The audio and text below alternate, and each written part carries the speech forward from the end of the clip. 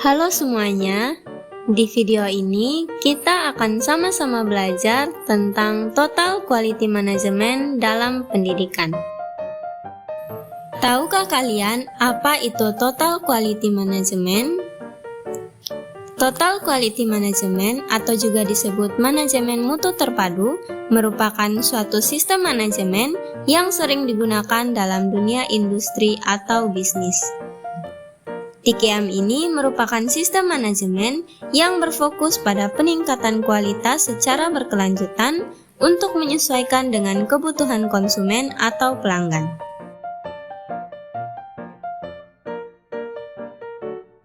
Lalu, apa hubungannya dengan pendidikan? Apakah bisa TQM ini dipakai dalam dunia pendidikan? Jawabannya adalah bisa.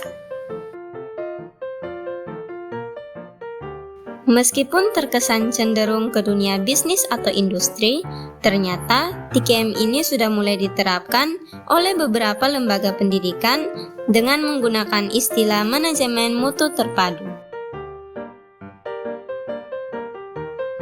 Dalam implementasinya di dunia pendidikan, institusi pendidikan memposisikan dirinya sebagai institusi jasa yang memberikan pelayanan sesuai dengan apa yang diinginkan oleh pelanggan. Dalam hal ini adalah murid dan orang tua murid. Setiap pelanggan tentu saja menginginkan pelayanan yang memuaskan. Oleh karena itu, institusi pendidikan harus mampu meningkatkan pelayanan dan mutu jasa mereka.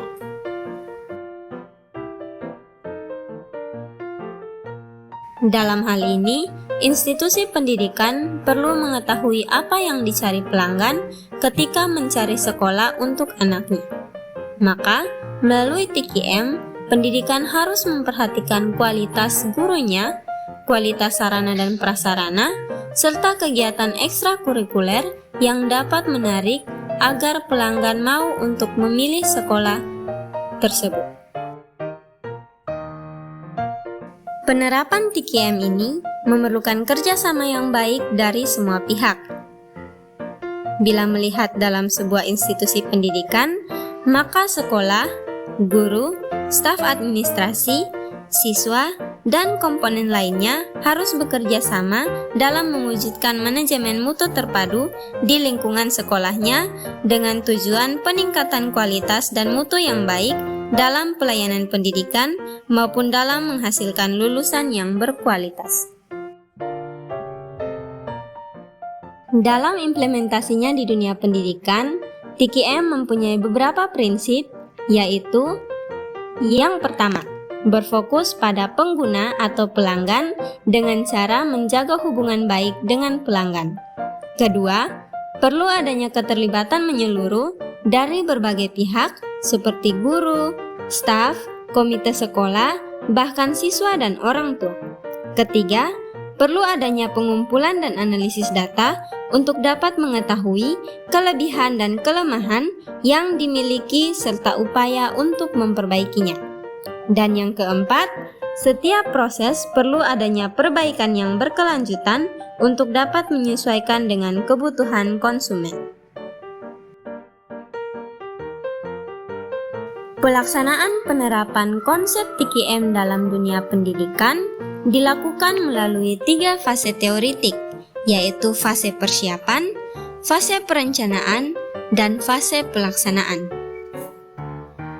Pada fase persiapan, terdiri dari beberapa langkah, yaitu yang pertama, kepala sekolah harus menunjuk satu staf untuk menjadi ketua steering komite.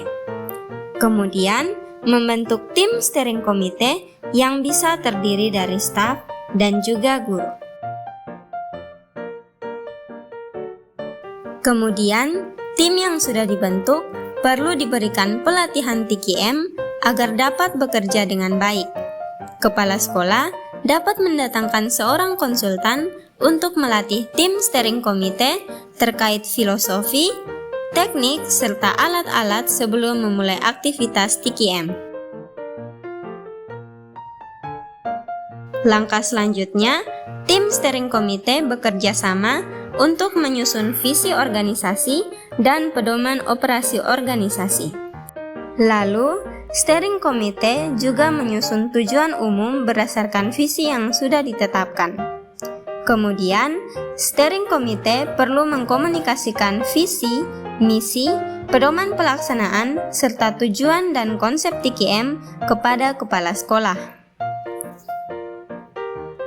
Langkah berikut, Steering Committee juga harus secara objektif mengidentifikasi kekuatan dan kelemahan yang ada di sekolah agar dapat merencanakan perbaikan untuk kedepannya. Dan langkah terakhir dalam fase persiapan ini, yaitu Steering Committee perlu melakukan survei pelanggan secara acak untuk mengetahui tingkat kepuasan pelanggan. Kemudian, pada fase yang kedua yaitu fase perencanaan juga dilakukan dalam beberapa langkah, yaitu merencanakan pendekatan menggunakan siklus PDCA, yaitu Plan, Do, Check, dan Adjust. Langkah ini dapat digunakan terus-menerus agar dapat melakukan perbaikan secara berkala. Langkah selanjutnya, Steering Committee memilih proyek atau program kegiatan awal TKM yang didasarkan pada visi dan tujuan, serta hasil analisis, kelebihan dan kelemahan. Contoh, kegiatan awalnya seperti mengadakan media dan alat belajar baru, memperbaiki atau mengganti alat belajar yang lama, dan lainnya. Langkah berikutnya, Steering Committee membentuk tim yang akan melaksanakan program TKM. Kemudian, Steering Committee melatih tim yang baru terbentuk untuk dapat melaksanakan tugasnya. Pada fase yang terakhir, yaitu fase pelaksanaan. Dalam fase pelaksanaan, dilakukan melalui beberapa tahap, yaitu Steering Committee perlu membimbing tim pelaksana agar dapat melaksanakan tugas mereka dengan baik. Yang kedua, tim pelaksana perlu melakukan survei kepuasan pelanggan dan menyampaikan kepada Steering Committee. Kemudian, Steering Committee juga perlu melihat umpan balik dari tim pelaksana. Apakah mereka sendiri puas ketika melaksanakan TKM tersebut? Dan yang terakhir, melakukan perubahan dan perbaikan berdasarkan hasil umpan balik dan survei yang diperoleh. Mari kita lihat perbedaan ini. Ada sekolah yang sudah menerapkan TKM. Sekolah tersebut memiliki berbagai fasilitas dan sarana yang lengkap, serta memiliki guru profesional yang dapat mendidik dan mengembangkan kemampuan atau bakat siswanya. Dan di sisi lain, ada sekolah yang belum menerapkan TKM.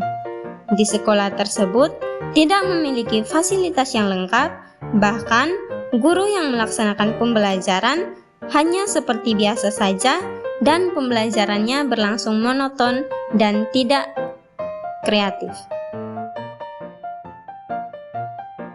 Nah, dari perbedaan tersebut, menurut kalian, mana sekolah yang akan dipilih orang tua untuk menyekolahkan anaknya?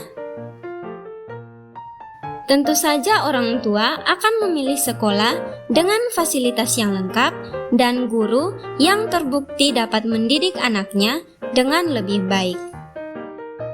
Jadi, itulah fungsi TKM, yaitu untuk memperbaiki kualitas dan mutu pendidikan menjadi lebih baik.